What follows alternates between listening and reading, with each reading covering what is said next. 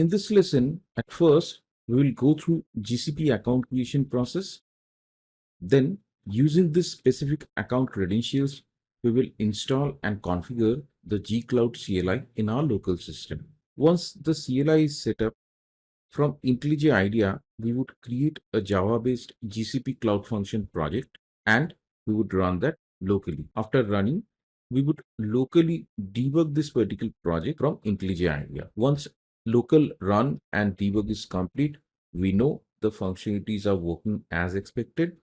We would be performing the deployment from local to GCP Cloud using IntelliJ IDEA. I hope this lesson would be useful and effective. In case you find this particular lesson interesting, I would request you to go through the description section where I would add a link containing all my courses, both paid and free. So that is all. Let's get started. In order to create a GCP account or Google Cloud Platform account, first we need to go to cloud.google.com. This is the link, and here once we reach this, UI may change later on, but the overall feature would remain same. There would be one button for starting free, or at the left hand side at the bottom, get started for free. We can click over there. Now here we need to sign in. We need one existing Gmail ID or we have to create one. I have an existing one which I'm going to enter, and using that I'm going to log in. Clicking on next, enter the password, click next. Now here in the URL you can see it is taking you to the console.cloud.google.com, and this is the sign up process. By default it is showing United States. In my case I would change it to India. Click on agree and continue. In the second step, I have to verify my identity. For that, there are two sections. One is payments profile, another is payment method. First, I need to create one payments profile. Click on this plus icon. Here, profile type, we can select. It can be organization, it can be individual. In my case, it would be individual. I have to provide my full name, the legal name, then the street address. If I scroll down, apartment, city, pin code, state. I'm entering some dummy value for demonstration purpose. In your case, please provide the accurate value. Clicking on create. Now I have to add one payment method. Clicking on this plus icon. Currently in India, I see there are three options: add credit or debit card, pay by UPI QR code, pay with net banking. Now it may vary from country to country. So here we need to add a payment method and then make the payment. As I already have one existing account, that's why I'm not going through this entire process to make the payment. But ideally, if you make the payment from here, you should be good. So you need two things here. Based on your payment method, you need a way to pay Google here, either credit card or UPI or net banking. And once you make the payment successfully, the validation is done, then it would show you one welcome screen where your name would be displayed, and it will tell your free trial includes an amount like $300. And then there would be few questions would be asked, like the page that I am displaying. It will ask like, what describes your organization needs, what brought you to Google Cloud, what are your interests, what best describes your role, things like that. Once you provide all the details, it would provide you some option to try few of the services like Compute Engine, Cloud Storage, Cloud SQL. You can skip them, and finally you would go to your GCP homepage, which would be console.cloud.google.com, and from there you can access the different GCP resources available within your account. In order to install the Google Cloud CLI or the GCloud CLI, first we need to search for GCloud installation or GCloud download from internet. Let me do that. So here I'm just searching for GCloud CLI download. We can see this link from cloud.google.com. Let me go there. Here we have a section for install the GCloud CLI. If I scroll down, we have different operating system specific documentation over here, and by default Windows is selected. Windows is the one we are going to use. In the first step, we have this GCloud CLI installer. We can do it from PowerShell, but in this lesson I'm going to use the CLI installer. Let me click here. Download is complete. Going to the folder, this is the installer, Google Cloud SDK installer. When we are trying to install GCloud CLI, we are actually installing the Google Cloud SDK, and this GCloud CLI is part of this SDK. Let me double click on this exe. By default, I see there are two options. I am not opting for any of them. Clicking on next, I agree. Click next again, next. So here we can see four components are shown over here. By default, the first three is selected. Keeping the selection as is, click on install. This installation would take a while. Once it is complete or if there is a prompt, I'll resume the recording. You are getting the message now. Google Cloud CLI has been installed. Click on next. As per the message, the CLI has been installed on my computer. Click finish to close setup. And there are four options. To create the start menu shortcut, create the desktop shortcut, start Google Cloud SDK shell, and run Google Cloud init to configure the Google Cloud CLI. We are going to configure the Google Cloud CLI, hence I'm keeping the options as is, clicking on finish. So here in the initialization part, I have to sign in to continue, providing Y as option. Press enter. Let me copy this URL, pasting it over here, press enter. Click on continue, signing into the Google Cloud SDK. Here, Google Cloud SDK wants to access your Google account. This will allow the Google Cloud SDK to perform certain actions. Let me scroll down and click on allow. Now it's showing a message. You are now authenticated with GCloud CLI. The authentication flow has successfully completed. You may close this window or check out the resources below. Fine. Let me go back to the command prompt. If I maximize this, I'm signed in with my ID and I can either use my existing Google Cloud project or enter some other project ID or create a new project. I'm picking the option 1. I want to use the existing project, pressing enter. So my current project has been set to the project which I have selected. Now the GCloud CLI or the Google Cloud CLI is configured and ready to use against the project which I have set. To run and debug GCP Cloud Function locally, I have created a dedicated project. You can see this particular URL, github.com J2expert 2015/GCP Cloud Function. And here in this project, in the README file, I have updated the documentation as well as much as possible. So first step would be to download this project. And if I just go through the documentation at a very high level, it mentions what are the prerequisites, like the Java version. In this case, I am using 17. You can use 11 as well. Maven should be there. Google Cloud SDK should be there, meaning GCloud, and the project should be configured. Otherwise, from the IDE, when we would be deploying this, there could be issues. But first, we are not going to deploy it. Rather, we would run and debug locally, and later on, we would deploy it to GCloud. So, first step, let me download the source code from this Git repo.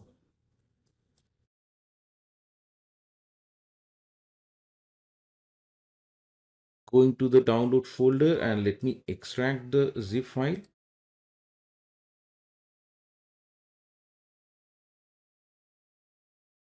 I'm renaming the source code folder here and placing this in a particular location where I generally keep all my projects. This is the folder, pasting over here.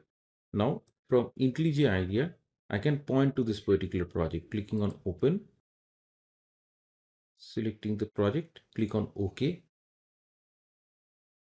Now the project is loaded. First, by default, it has opened the README file. Let me open it in preview mode. This way the readability is better. So first thing what we need to do, we need to build this project and then we can run the cloud function locally. But first, let me go through the source code and the Maven file over here, the pom.xml. Let me expand the import. So here I have a very simple class, hello world function. It implements HTTP function. If you notice, this HTTP function is coming from com.google.cloud.functions HTTP function. It is coming from the Google Cloud library. And it has implemented this method service, which takes a HTTP request and HTTP response. We are just trying to fetch a query parameter called name. If the value of name is available, fine, we are taking that. Otherwise, we are assigning world. And finally, in the response using buffered writer, we are writing it back hello plus the name, welcome to Google Cloud Functions. So this is our cloud function, the code part. Apart from this, we don't have anything in the code.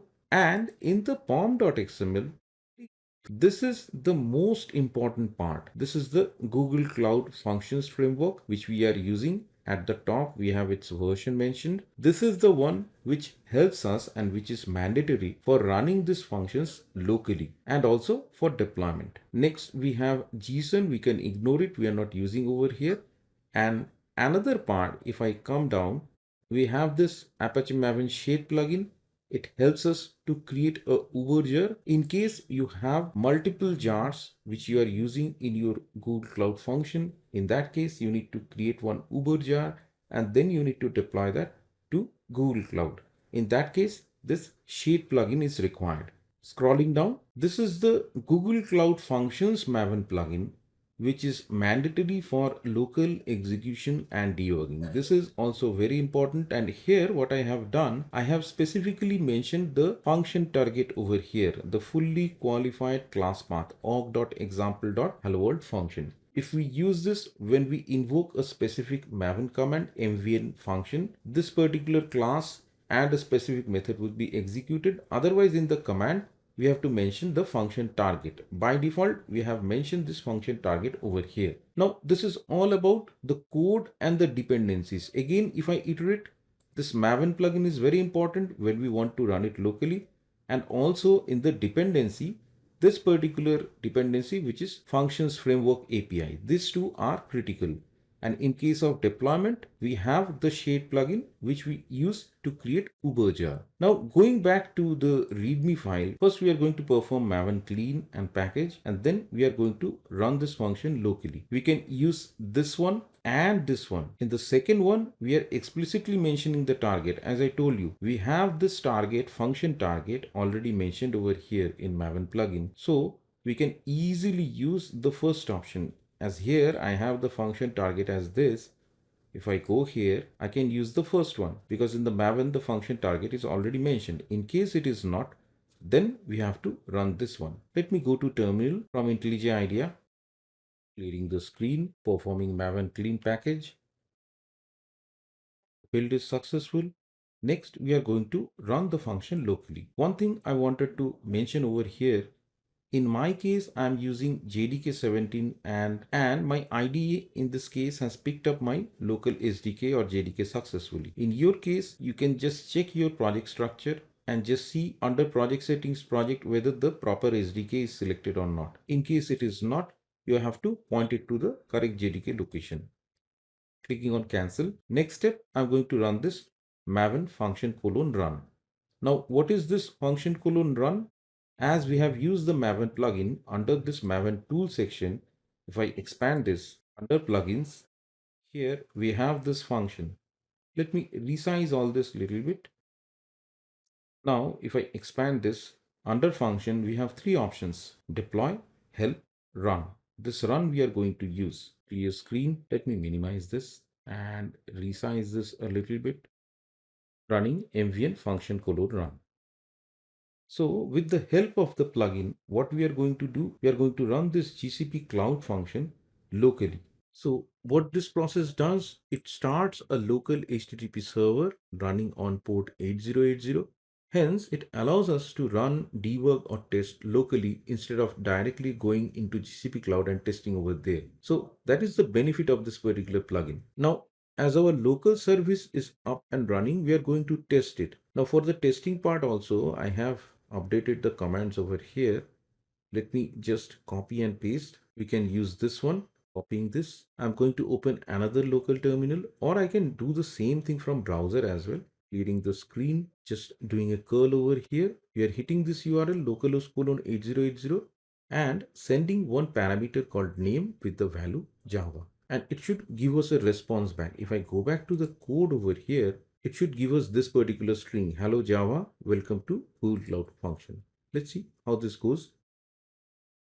It has given us some response, and if I scroll up, this was the curl, this is the status code description, and finally this is the raw content. We have this particular response over here. So we are able to locally run this GCP Cloud function. Same thing I can try in the browser as well. Let me go here, call from browser, sending the name parameter value as call from browser. Hello this, welcome to Google Cloud Function. So it is working as expected in our local system. Now, as a next step, we need to debug this. How to do that? Let me first stop this. Terminate batch job, yes, no, giving Y, press enter. Now it's gone. In order to debug this locally, what I can do, I can go to this readme file, and this is the maven command to run it. I can just copy this, go to this run configuration. It is by default showing current file. Click over here, edit configuration. I don't have anything. Click on this plus icon or click on add new. Select maven. By default, it is providing a name and the working directory. Click over here. For command, we can paste what we just copied. Now this maven part won't be there. Remove this. Click elsewhere. Click on apply. Click OK. So this is our debug configuration. What I'm going to do, I'm going to just open this class, place a breakpoint somewhere, maybe at line number 17, so that we can debug this name parameter or name variable rather. Click on this debug icon. Now it should run in a debug mode. Clicking on this,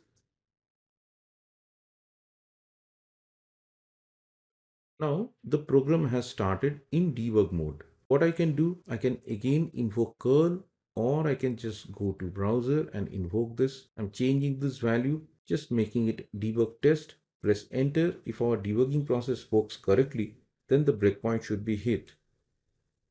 We can see, yes, our breakpoint is hit, and here, like any other normal program, we can navigate through the program by doing step over or step into or whatever is required. And if I see this threads and variables section, I have the value of this name parameter, which is debug test. So if I just pressed resume over here, the value would be returned to the browser and this would be displayed. Right now it's not showing anything, the old value only. Clicking on resume program, the flow has finished. If I go back here, this debug test is appearing over here. So this is how we can debug Google Cloud Function locally as well using IntelliJ IDEA. In case our debugging is done, we can stop this from here. Once we have run this GCP Cloud Function locally and debug the same, we are going to deploy this to GCP platform or the Google Cloud platform. For that, we need to go to the terminal, and in the project that we have downloaded, there I have already documented the steps. So here, before deploying, we need to enable the Cloud Functions and Cloud Run API. As we have the GCloud CLI installed in our system, we can do it from command line, or we can directly go to our Google Cloud console, and there also we can enable these APIs. What I will do, I will just run I'll run the first command from the terminal. Let me do that. In my case, both of them are actually already enabled. That's why it's not going to take much time. For the second one, let me do it from the Cloud Console. So this is the Cloud Run. Let me go to Cloud Console, search for Enable API. This is the one, Enable APIs and Services. Here I can click on this plus icon, Enable APIs and Services, and search for Cloud Run. This is the option I need to select, Cloud Run Admin API. I can click over here and it is already enabled. If it is not enabled, there would be one button to enable this. So if I go back to IntelliJ IDEA, the documentation that I have, enabling this APIs, Cloud Functions and Cloud Run, we can do it by executing these two commands, or we can directly go to the portal and enable over there. Once we have enabled the Cloud Functions and Cloud Run API, we can deploy this function to Google Cloud. For that, another command we are going to use, GCloud Functions deploy. If you remember from Maven, I showed you there are three options available, right? Function deploy, function help, function run. Run we have already used. Now we are going to use this deploy. So using this deploy command, we are mentioning one function name, then the runtime, the trigger, allow unauthenticated so that we can use it publicly without any authentication. Entry point, we are mentioning the fully qualified class path, then the region. Region is optional, but still I'm mentioning it over here. Copying this, press enter. Now it has started the deployment. The build is in progress. It would take a while. Once this is complete or there is some prompt, I'll resume the recording. Now the GCP Cloud function is deployed successfully. It is providing the URL. I'm going to access this, but let me scroll up a little bit just to show you what output it has provided. So once the deployment was done, it is mentioning all the Docker registry, Docker repository, entry points, service account, etc. But for us, for this particular lesson, this is the important thing, which is the URI. Both we can access. Let me try one of them, clicking on this. Hello world, welcome to Google Cloud Functions. Let me add a parameter. It's giving back the parameter that we just passed in. It's working in the GCP cloud itself. Going back to IntelliJ IDEA, we can also get the function URL. Let me execute this command. Although we got the details while the deployment was done, as you can see, it's giving us the same details. So it's a repetition, but anyways, it could be handy. Testing the deployed function we already did. We can ignore this. And now the important part, we have to delete the function from the GCP as well. We don't want the resource to be there when we are not using unless we need it later on, fine. Otherwise, we should remove it. Copying this command, and here this command is GCloud Functions, delete, then the function name. Clearing the screen. Before deleting this cloud function, I just wanted to show you from the cloud itself. APIs and services. We can search for cloud function, or better, cloud run function. Now cloud function is called cloud run function in GCP. Here we can see the cloud function available over here. If we click, there are further details we can see over here. I can delete it from here also, but let us do it from the command line. This will be deleted. Do you want to continue? Yes. Now it's deleting the function. The deletion is completed. Let me go back to Google Cloud. There is no function available. It means the GCP cloud function or the cloud run function is removed completely. So what we did after running the GCP cloud function and debugging it successfully, we have deployed it to the GCP cloud. And once we have tested it in the cloud itself, we also removed the function.